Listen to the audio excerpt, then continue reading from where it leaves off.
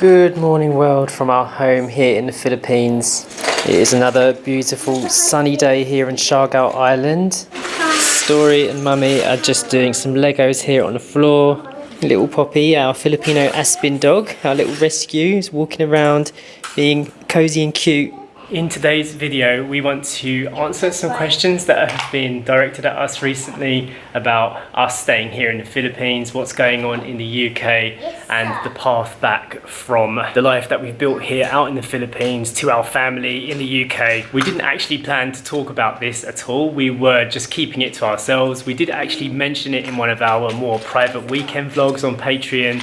But today we want to talk about the reason why we can't go back to the UK right now to see our family, and a little bit more about what's going to happen moving forward here in the Philippines. So if you don't know who we are, we came here last year, March 2020. Like many other foreigners, we got stuck here in the Philippines while we were on vacation. I was actually traveling here with my mum at the time, so Story's grandma was with us. And we got trapped in lockdown like many people did all around the world. The rules have been changing with regards to what happens with people trying to get back to the UK so much over the past year and a half. And recently we've been researching what it would take for us to be able to take our daughter back to the UK to see her family because she's growing up so fast.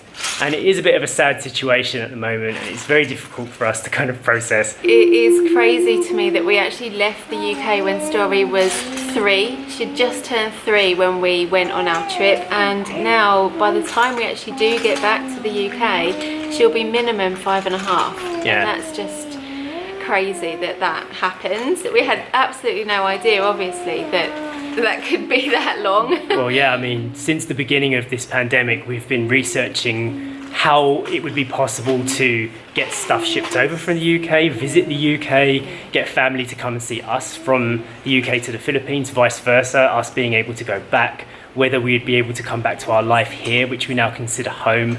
And it's been changing so much, and lately the rules are so extreme that we felt like it was time to kind of lay out our position and just kind of let you guys know why we've decided that we really want to stay here in the Philippines for now, and why it's so sad that we can't go back and see our family in the UK. We are feeling the distance right now, we have to be honest about that, and it is lovely where we are and where we are living, and we are so thankful and grateful that we found ourselves on this island during this time. But now it has reached over 18 months, 19 months since we've seen family, or my family especially, because like Jay said, his mum was actually with us in the beginning. But now that's all it's been a year, has it? Over a year since mum left Siargao. Yeah. So we are at 19 months since we've seen family, and it's the pain of not knowing when our freedom will return to be able to do it, which triggered us doing the research into going back to the UK. Yeah. So the reason why we can't go back to the UK right now is because airplanes have stopped working. It's not even that Story. That was the original reason. Yeah. There is a possibility that we could go back to England, but currently the Philippines is on the UK's red list, which basically means that if we were to be fully vaccinated travellers from the Philippines, we get to the UK, we would have to spend between 10 to 12 days in a UK quarantine hotel. Yeah. And the price of that UK quarantine hotel is like £2,250 per person, and for a child I think it's about 1,500 quid. Pay for Story as well. I actually added it up. There's a website that you can go on and it tells you your cost, and for Jay and I and Story to go back with just the quarantine and the COVID test that you have to have, I think you have to have like one on the 2nd day, one on the 8th day, one to be released. Like there's a whole load of tests that you need to have while you're in quarantine, and the total was just under 5,000 British pounds. This is without flights. Yeah, without anything like that. Yeah. And it's just crazy that,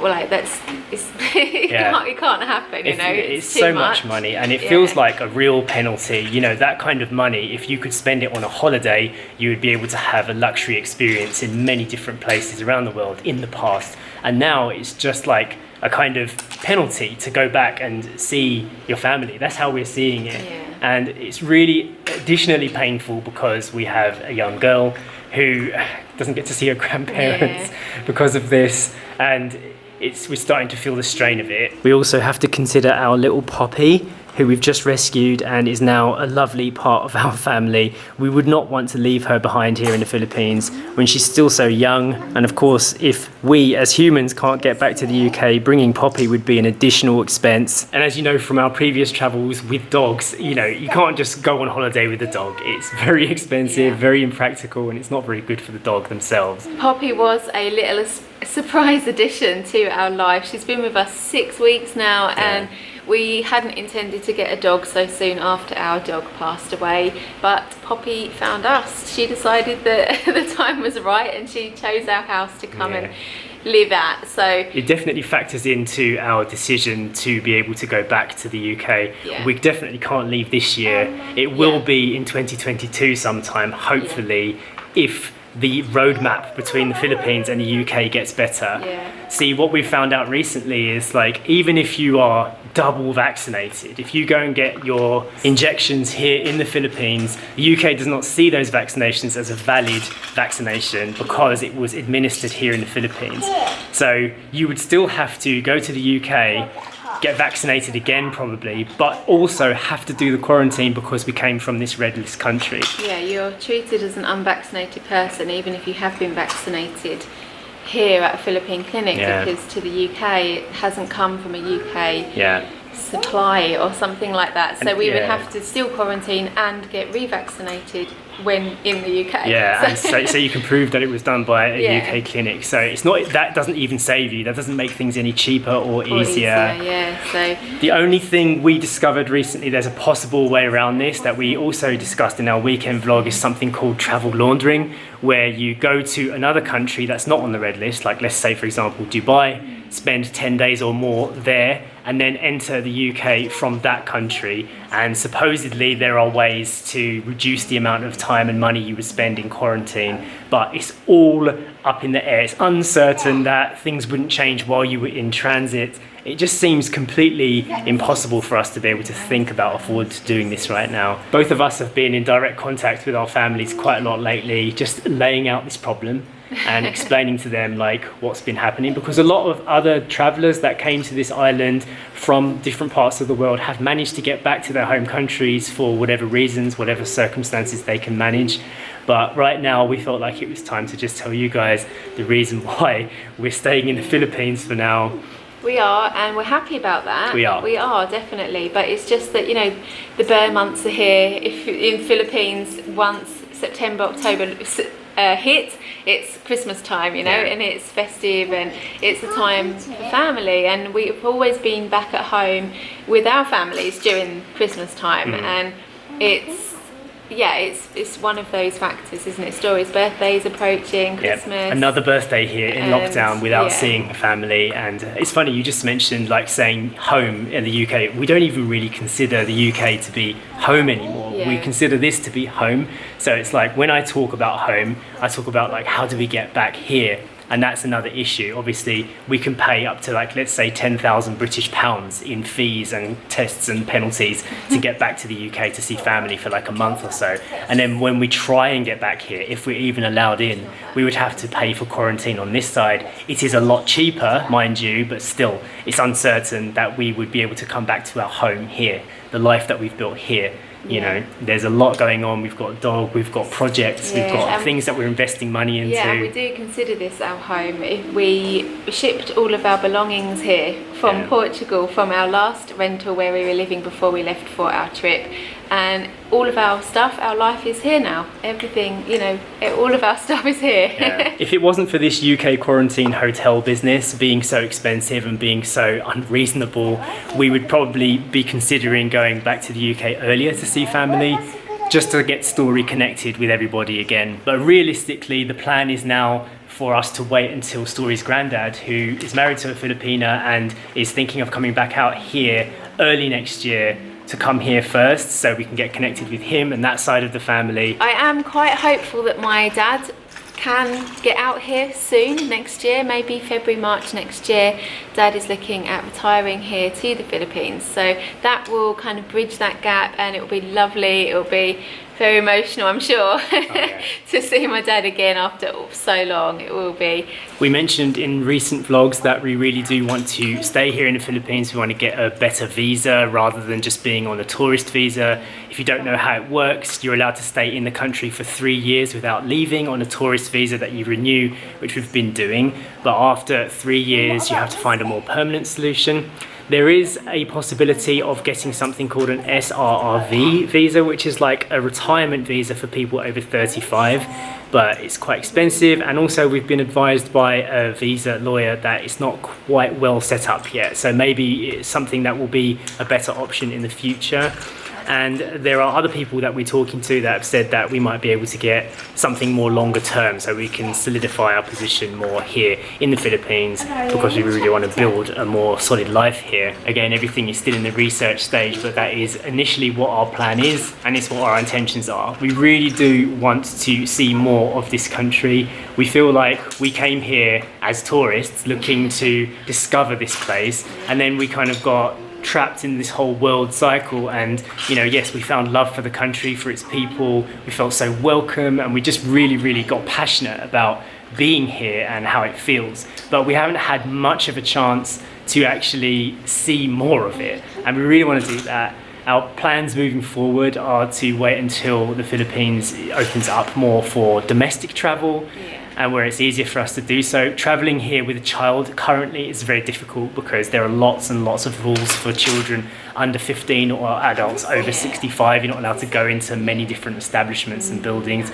So things need to change here in the country before we can actually travel and experience the beauty of this country in its full power. And of course we will be taking this little puppy along for the adventures so she can experience that with us. That's how we used to travel with our dog Eden in the past. We travelled all around Thailand with a dog. Now we've got a child and a little Filipino Aspin called Poppy, who we think would really enjoy it, because she had a hard start to life, and hopefully this little rescue will enjoy adventuring with us too. Yeah, I think she will. She's very good in the car. You love a car trip, don't you? Who are you most looking forward to see in England? Papa. Papa? Yeah? Do you miss your cousins? Yeah, I miss Ethan. Ethan, cousin Ethan. He's your number one favourite at the moment, isn't he? Yep, he's always going to be my favourite. I'm never going to forget his name. Good. For now, we've been just trying to keep pictures around the house and do as many kind of internet calls, FaceTimes or whatever, to just try and keep Story connected and remembering these people, because she's under 5 years old. There's a thought that maybe she won't remember anything moving forward, so we have to be quite vigilant with it and make sure we are taking pictures and showing Story her family, and it's all part of how we're basically coping with this situation that we're in. I mean, for Story, Jay and I, we haven't actually lived in the UK for 10 years, almost 10 years. And for Story, she's never actually lived in England either. So she's an English girl, but she's not really an English girl. Portugal and Philippines have been. Yeah, but you're kind of like, you're an English girl, but like you grew up in Portugal, didn't you? Portugal and the Philippines, Story's grown up in. So we see the UK as a place to go back, visit, trip, connect, explore, and it's like a holiday for us. So we say going home, but really our home is kind of wherever we are. Home is where this part of our family is. This is also family, and we do feel quite content with being together, and like the fact that we're very lucky to be able to do what we do and spend so much time together. But like we mentioned, the pain comes from the fact that the freedom has been taken away from so many people in the world, and this is how we're coping with it. So I hope that explains our position at the moment. I'm actually going to go and spend some time doing some Lego with Story, because this was the day's activity. We are trying our best to stay positive about everything. When you live in a place like this, it's easier to do so, and we do hope that things will change for the better in the near future. Can you tell us what you've built, Story? We're building a farm. Oh, what have you got in your hand though? What have you built so Tractor. far? Alright, so you've got the tractor, now we need to build the farm, yeah? Looking good. You built that by yourself? Mummy helped me. Mummy helped me for the pieces. And I played on those. Yeah, you're the little mechanic, aren't you? Oh no, we need to find another big wheel, I don't know, we? we're looking for the wheel. And here it is. Here's our very own truck sign. It's all finished. And on that note, we will see you next time. Bye! Bye!